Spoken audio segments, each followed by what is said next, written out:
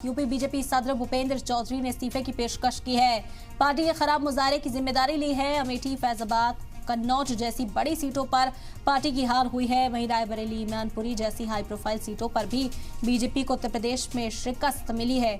UP में कम सीटें आना बीजेपी के लिए बना है जायजे का मुद्दा और पीएम मोदी ने भी अब संसदीय दल की जो मीटिंग है वो दिल्ली में बुलाई है। तमाम कैबिनेट मिनिस्टर से इस बारे में चर्चा की जाएगी और इंतजामी लेवल पर भी फेरबदल किया जा सकता है। उत्तर प्रदेश के अंदर अब समीक्षा होगी कि आखिर इस हार के पीछे का जिम्मेदार कौन है और जिम्मेदारी क्या है। फिलहाल आपको बता दें कि बीजेपी सदर भूपेंद्र चौधरी ने इस्तीफे की पेशकश कर दी है।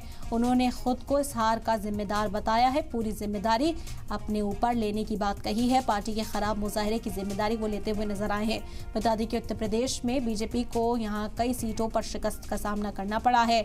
अमेठी, फैजाबाद, कन्नौज जैसी बड़ी सीटें, वहीं रायबरेली, मैनपुरी जैसी हाई प्रोफाइल सीटों पर भी बीजेपी को शिकस्त मिली है और इसी वजह से भूपेंद्र चौधरी ने इस्तीफे की पेशकश की है। कहा गया कि वो इस हार की जिम्मेदारी लेते हैं।